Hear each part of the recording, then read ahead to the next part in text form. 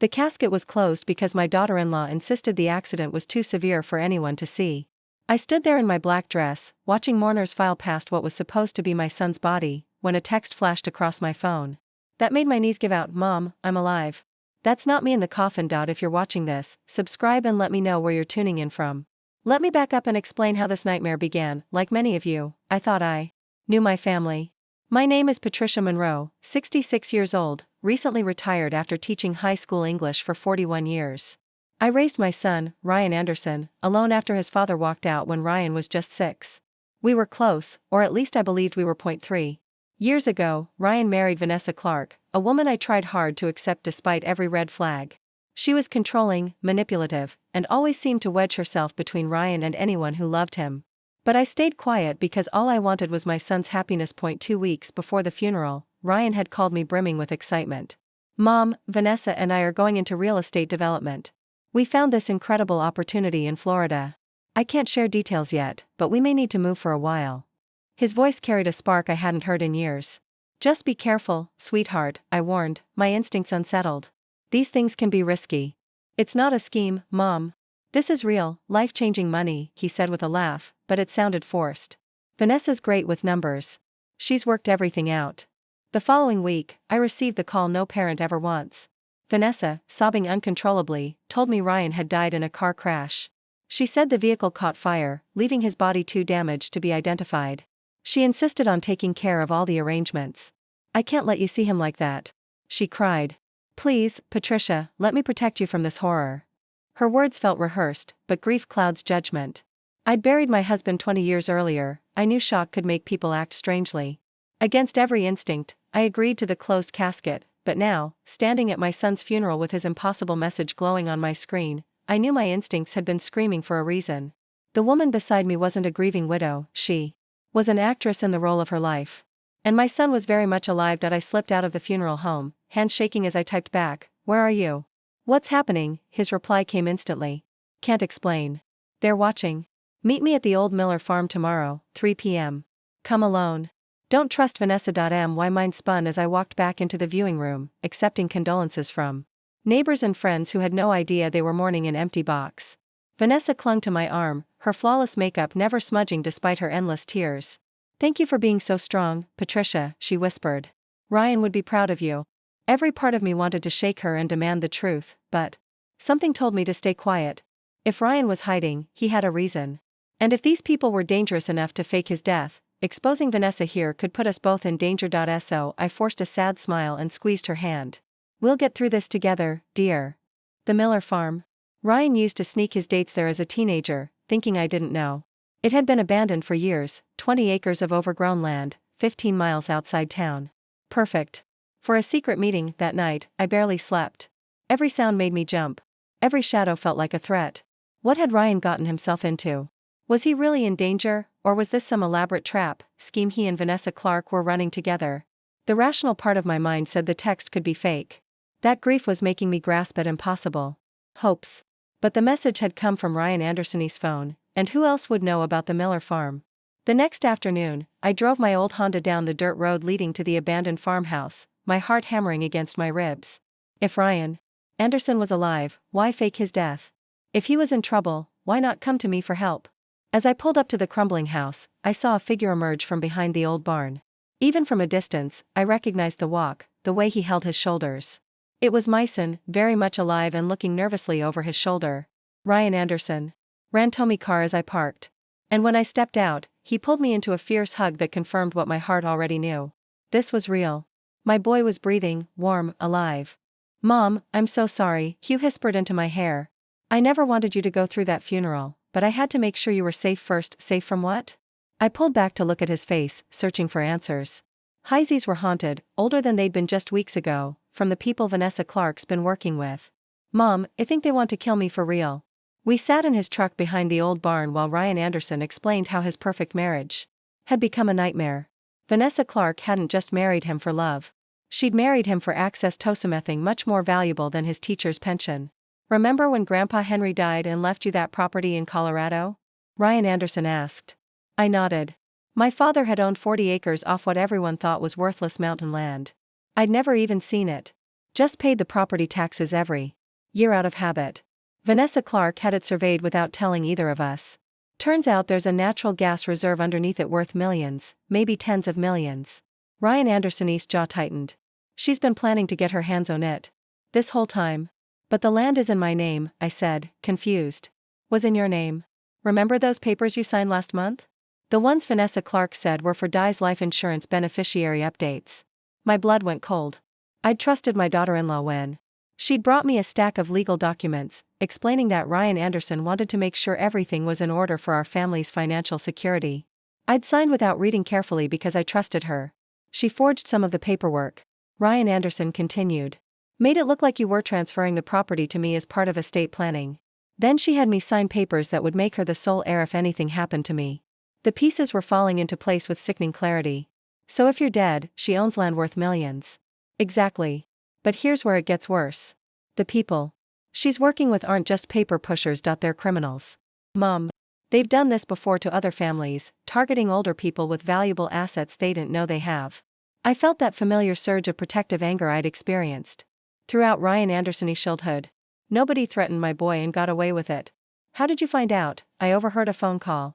Vanessa Clark was talking to someone about how they'd handle my accident. She was planning the funeral arrangements before I was supposed to be dead. He shuddered. I realized I had maybe hours before they made their move. So, you disappeared? I had to. But I also had to make sure they thought their plan worked, at least temporarily. If they knew I was alive, they might come after you to force me out of hiding. I studied my son's face, seeing the man he'd become under pressure. Whose body is in that casket, Ryan Anderson? Nobody's. It's weighted with sandbags. I figured if I could buy enough time, maybe I could find evidence to stop them. He looked at me with desperate hope.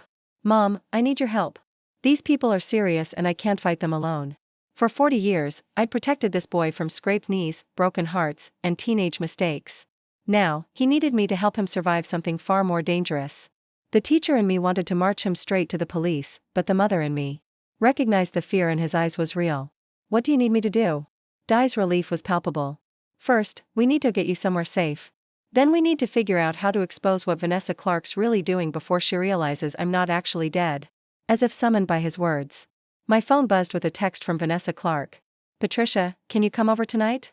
There are some of Di's business papers I need to go over with you. The trap was already closing, but now we knew it was coming. I agreed to meet Vanessa Clark that evening, playing the role of grieving mother-in-law while my very much alive son hid in the abandoned farmhouse. The plan was simple. Get evidence of her scheme while she still believed I was an easy target. Vanessa Clark and Ryan Anderson lived in a modest 2-story house that I'd helped them buy with a down payment gift 2 years ago. Another investment in my son's happiness that had apparently been part of a longer con. Thank you for coming, Vanessa Clark said, greeting me at the door with red-rimmed eyes and a trembling voice. Oscar-worthy performance, truly. She led me to the kitchen table where she'd spread out various documents. I know this is difficult, but we need to start thinking about Ryan Anderson's estate. There are some assets that need to be transferred, and I wanted to make sure you understood everything. I put on my reading glasses and examined the papers, recognizing some from the stack I'd signed the month before. Others were new, including what appeared to be a power of attorney form giving Vanessa Clark control over my Colorado property. I don't understand, I said, channeling my inner confused elderly woman. Why would Ryan Anderson's estate need anything to do with my land? Vanessa Clark's mask slipped for just a moment, a flash of irritation crossing her features before the grieving widow returned. Ryan Anderson was handling your estate planning, remember? He wanted to make sure everything would be simple for you as you get older. The condescension in her voice made my teeth clench. But I forced myself to appear grateful. That's so thoughtful. But I'm not that old, dear. I can still manage my own affairs. Of course you can, she said quickly. But Ryan Anderson worried about you living alone, especially after that fall you had last winter. I'd slipped on ice and bruised me hip. Hardly a sign of declining mental capacity. But I could see how they'd been building a narrative about me supposed fragility, probably for months. Well, if Ryan Anderson thought it was best. I reached for a pen, then paused as if confused. But why does this paper say the property is worth $12 million? My father's old land isn't worth anything. Vanessa Clark's pupils dilated slightly.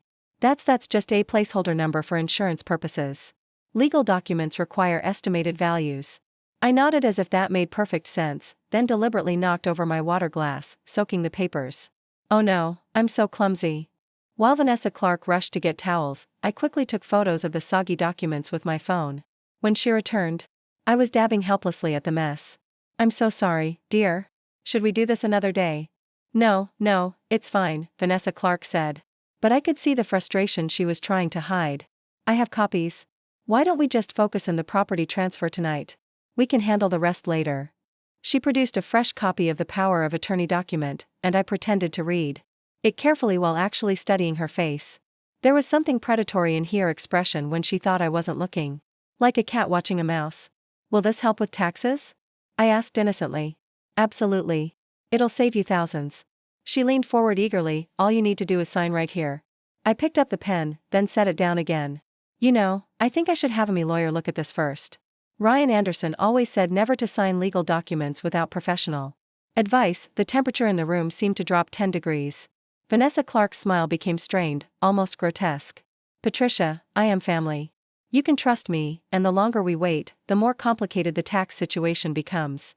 Something in her tone made my survival instincts kick into high gear. This wasn't just about money anymore. I was looking at a woman who would do whatever it took to get what she wanted, including eliminating obstacles. "I'm sure you understand, dear. It's just good practice." I stood up, gathering my purse. "I'll call my attorney tomorrow." Vanessa Clark's composure finally cracked. "Sit down, Patricia. We're not finished here." The grieving widow was gone, replaced by something much more dangerous. And I realized Myson hadn't been paranoid at all. The drive back to my house felt like the longest 20 minutes of my life. Every car that followed too closely, every shadow that seemed out of place made my hands tighten on the steering wheel. By the time I pulled into my driveway, I was convinced. Vanessa Clark had already figured out that I knew too much. I was right. 3 men were waiting in my living room when I walked through the front door. They weren't trying to hide their presence. They'd turned on my lamps and made themselves comfortable on my furniture like they owned the place. Mrs. Monroe said, the one sitting in my late husband's recliner, a man in his 50s with the kind of face you'd forget immediately if you weren't terrified of it. "We need to talk." My teacher instincts kicked in. The same calm authority I'd used to control unruly teenagers for 4 decades. "I don't recall inviting anyone into my home. You'll need to leave immediately." The man smiled. "And it was worse than if he'd threatened me outright." "I'm afraid we can't do that just yet. See, there's been some confusion about your son's business affairs, and we need to clear it up." "My son is dead," I said flatly. "Whatever business he had died with him. That's the thing, Mrs. Monroe. We have reason to believe Ryan Anderson might not be as dead as everyone thinks." My heart stopped, but I kept my expression neutral. "That's a terrible thing to say. I buried my boy today." "Did you?" The second man, younger with cold eyes, pulled out his phone and showed me a grainy photo of Ryan Anderson taken that afternoon near the Miller farm. "Because this was taken about 3 hours ago." I stared at the photo, my mind racing. How had they found him so quickly? "I don't know what kind of sick game you're playing, but no games, Mrs. Monroe. Your son owes us money. A lot of money. And since he's decided to play dead instead of paying up, we're going to have to collect from his next of kin." The third man, who'd been silent until now, spoke up one way or another. "We're getting what we're owed. Either Ryan Anderson surfaces and pays his debts, or you transfer that Colorado property to cover what he owes." They knew about the land, which meant Vanessa Clark had already told them everything, probably before Di's supposed death. This whole elaborate scheme was falling apart and they were moving to Plan B. "How much money are we talking about?" I asked, playing for time while trying to figure out how torn Ryan Anderson. 2.5 million plus interest. Your boy made some very poor investment choices with our money. The number hit me like a punch to the stomach. Even if the land was worth what they claimed, there was no way I could liquidate it quickly enough to save Ryan Anderson's life. "I don't have that kind of money," I said honestly. "But you have land worth 10 times that amount. Sign it over to using your son's debt is forgiven. He can even come home and pretend to rise from the dead." Very biblical. The man in my husband's chair leaned forward. "Or you can keep protecting him and we'll find him eventually anyway. But then we'll collect the money and make sure he never bothers us again along with anyone who helped him hide." The threat was crystal clear. "They'd kill us both if I didn't cooperate." "I need time to think about this," I said. "You have until tomorrow night. Vanessa Clark will bring you the papers." He stood up, straightening his jacket. "Make the right choice, Mrs. Monroe, for both your sakes." They left as casually as they'd arrived, and I stood in my violated living room, shaking with rage and fear. 43 years of marriage, 20 years of widowhood, and nobody had ever made me feel this helpless in my own home. But helpless and defeated were two different things. I'd been underestimated my entire life because I was a woman, because I was a teacher, because I was polite and accommodating. These men had just made the same mistake. They had no idea what a mother would do to protect her child. I drove back to the Miller farm through back roads, checking my mirrors constantly and taking a deliberately confusing route to make sure I wasn't followed. Ryan Anderson was waiting for me in the old farmhouse, pacing like a caged animal. They found you, I said without preamble. They have photos of you here. His face went white. How is that possible? I've been so careful. Doesn't matter now. They gave me an ultimatum. Sign over the Colorado land by tomorrow night or they kill us both. I sat down on a dusty crate, suddenly feeling every one of my 66 years. Ryan Anderson, how did you end up owing $2.5 million to these people? Hair in his hands through his hair, looking younger and more vulnerable than he had since he was a teenager. Caught sneaking out of the house. It started small, Mom. Vanessa Clark said she'd found some investment opportunities that could make us rich quickly. Private loans with huge returns. Let me guess.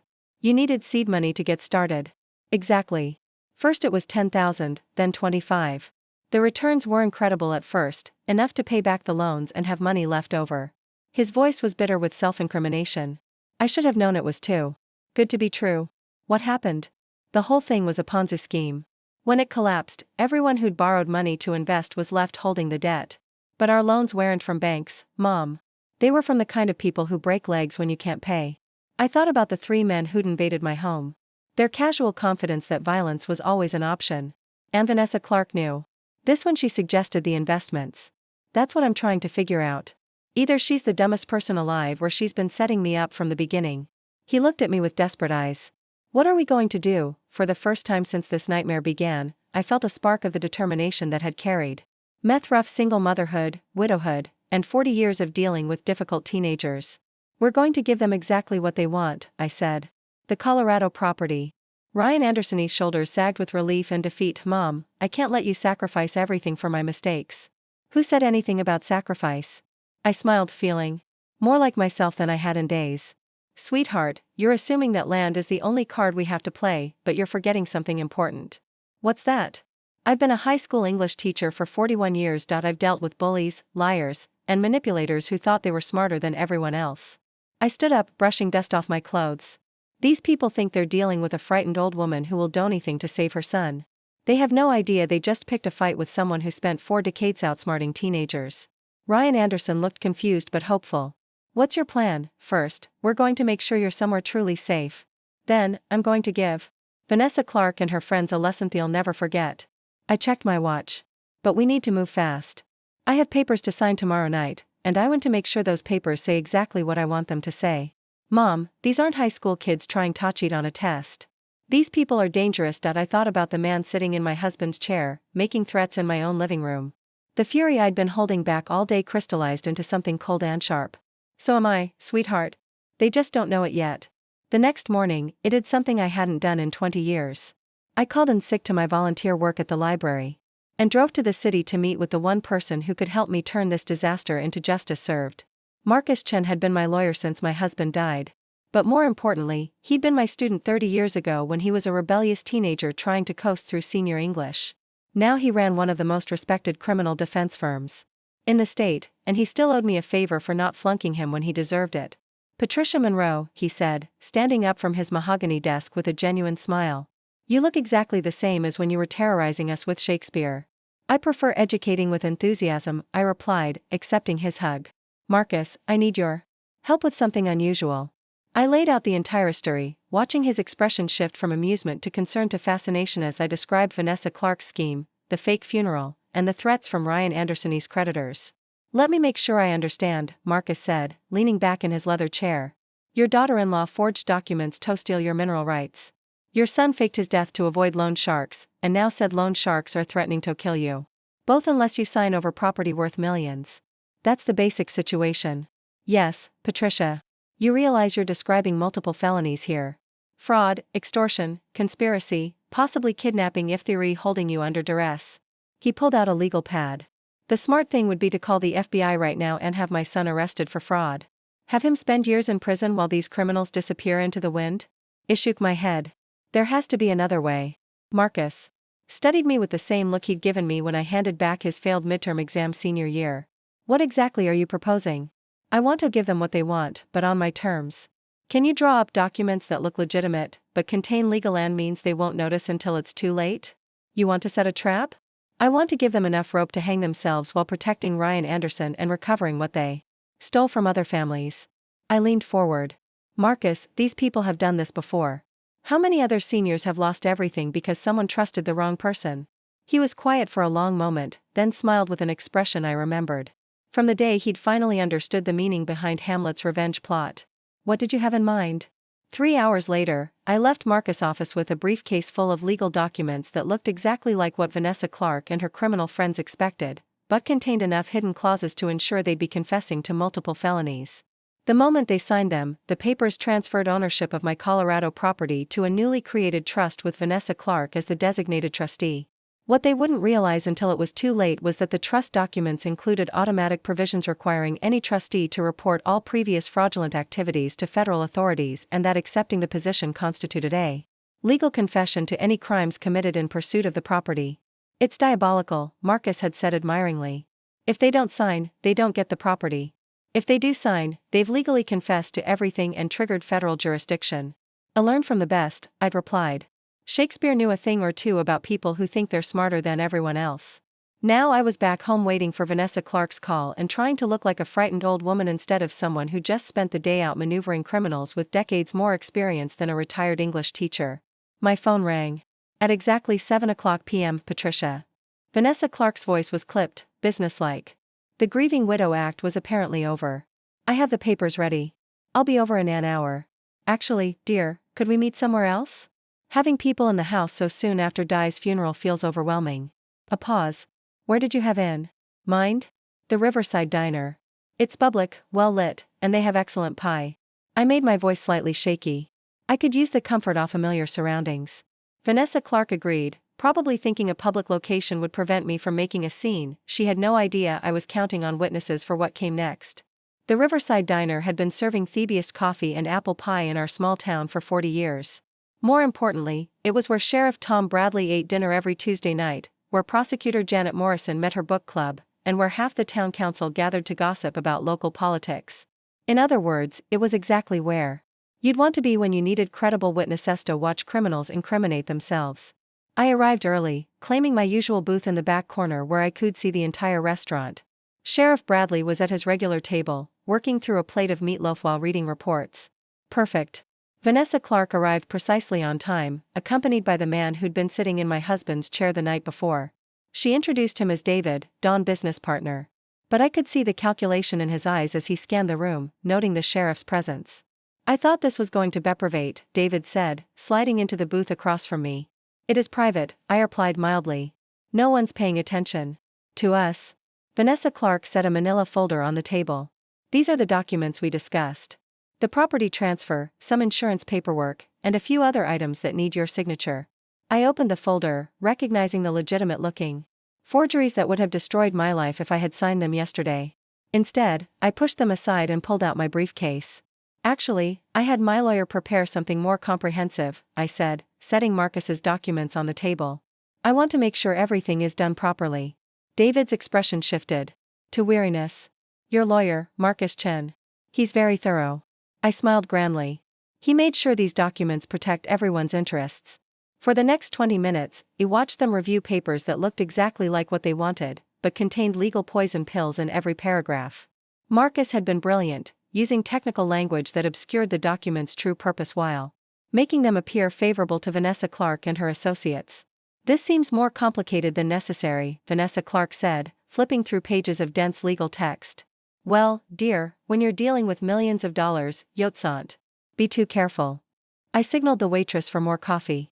Marcus insisted on including provisions to protect against any previous irregularities in the property's ownership history. David looked up sharply. What kind of irregularities? Oh, you know, the usual concerns. Making sure there are no outstanding liens, no fraudulent transfers, no criminal activity associated with previous ownership changes. I kept my voice light and conversational. Standard legal protection.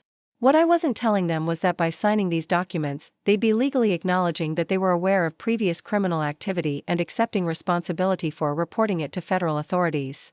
Marcus had woven the confession Requirements so cleverly into the property transfer language that they'd essentially be pleading guilty to multiple felonies. I think we should have our lawyer review this first, David said, starting to close the folder. Of course, I agreed. Easily. Though I should mention, Marcus said the property tax implications changed significantly after midnight tonight, something about quarterly reporting requirements and federal oversight of high-value mineral rights transfers. It was complete nonsense. But it sounded official enough to create urgency. Vanessa Clark and David exchanged glances. What exactly happens after midnight? Vanessa Clark asked. The transfer becomes subject to additional federal scrutiny, which could delay processing for months. Marcus said it's better to handle everything under the current regulations. I shrugged apologetically. I don't pretend to understand all the legal technicalities. David pulled out his phone, presumably to call their lawyer, but it was after 8 p.m. on a Tuesday. No legitimate attorney would be available for an emergency consultation about property transfers. Fine, he said finally, but I want to review every page before anyone signs anything.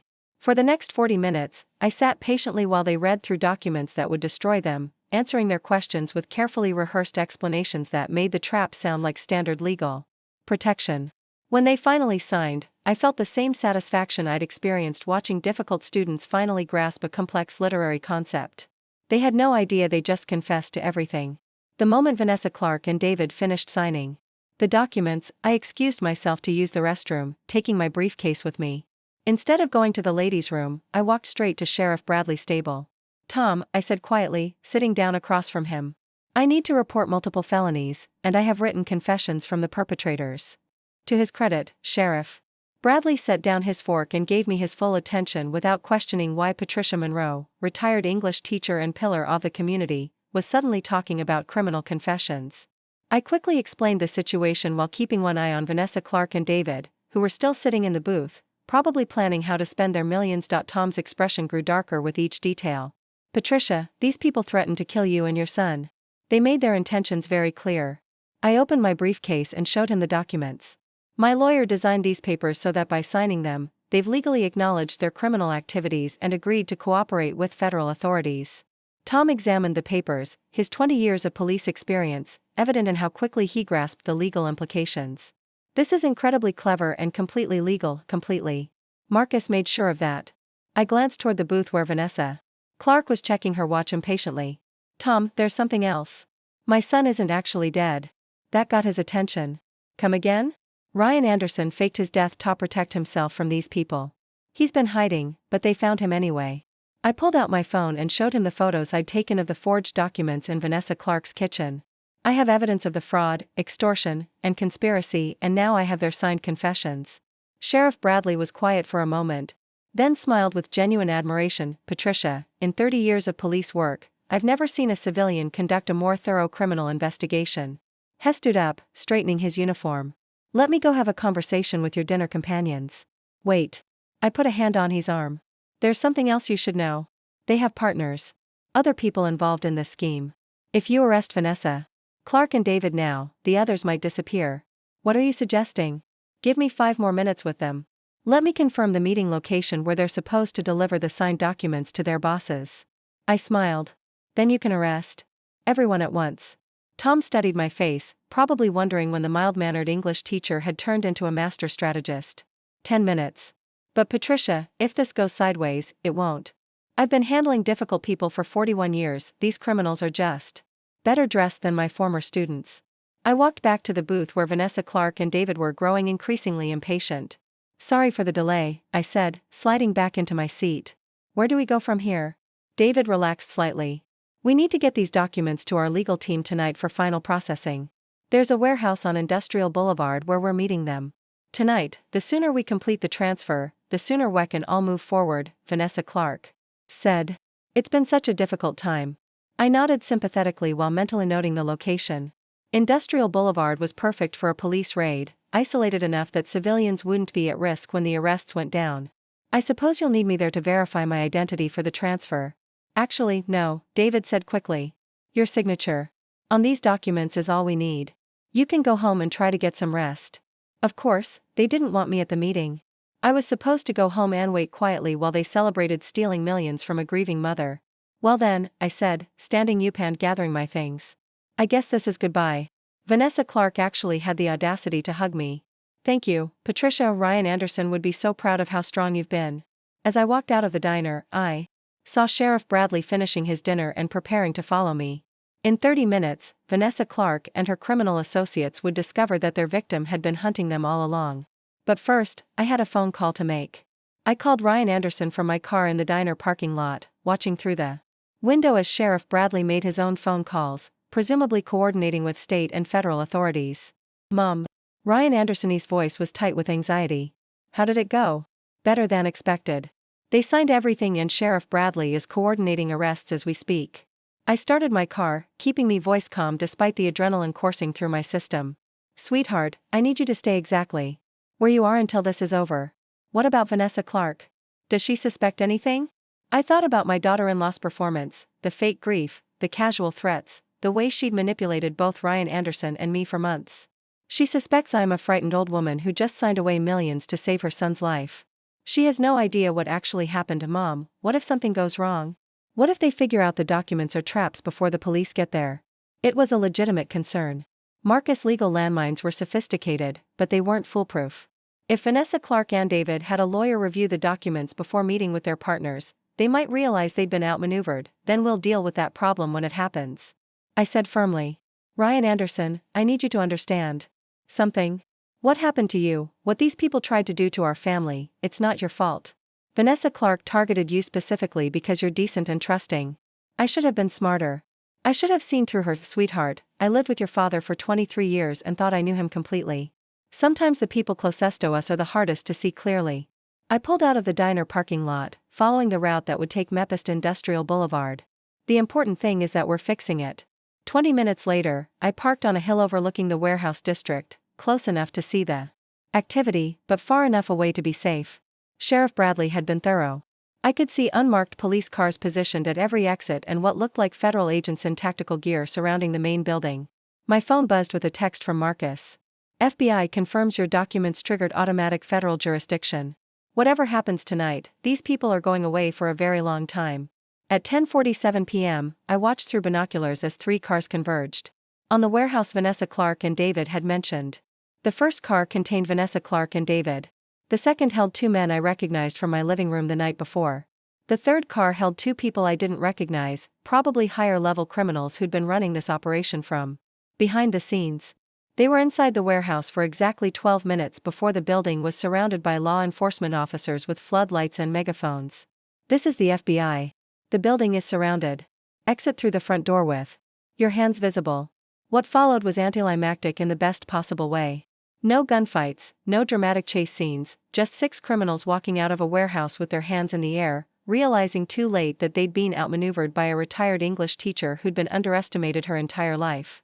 My phone rang as the last suspect was loaded into a police car. Mrs. Monroe, it was Sheriff Bradley. It's Sever. We got all of them, plus evidence of at least 12 other property fraud cases in 6 states. Your son can come home. I felt something release in my chest that I hadn't realized I'd been holding. What happens now? Now you and Ryan Anderson give statements. We process the evidence. And these people face federal charges for fraud, extortion, conspiracy, and criminal enterprise. His voice was warm with approval. Patricia, what you did tonight probably saved dozens of other families from becoming victims. As I drove home, I realized I felt different than I had this morning. Not just relieved, but powerful in a way I'd never experienced before. For 42 years, I'd shaped young minds and helped students find their strength. Tonight, I discovered my own. But there was still one more conversation I needed to have. Ryan Anderson was waiting on my front porch when I pulled into the driveway. And seeing him there in the light from my porch lamp, alive and safe and free, nearly brought me to my knees with relief. Is it really over? He asked, pulling me into a fierce hug. It's over, I confirmed. Vanessa Clark and her associates are in federal custody. The property is safe. You're safe. We went inside and I made coffee while Ryan Anderson sat at my kitchen table, looking older and wiser than he had just a week ago. The boy who'd trusted too easily was gone, replaced by a man who'd learned hard lessons about human nature. Mom, I need to know something, he said as I set his favorite mug in front of him. When did you figure out that Vanessa Clark was targeting me specifically? I'd been thinking about that question myself. Honestly, not until I saw how quickly she moved after your supposed death. The grief was too perfect, too performed. But the real confirmation was when she brought those papers to my house. She knew exactly what she wanted and exactly how to manipulate me to get it. How long do you think she was planning this? Probably from the moment she met you. The truth was painful, but necessary. Ryan Anderson, Vanessa Clark researched our family. Before your first date. She knew about my father's property. She knew I'd helped you buy your house.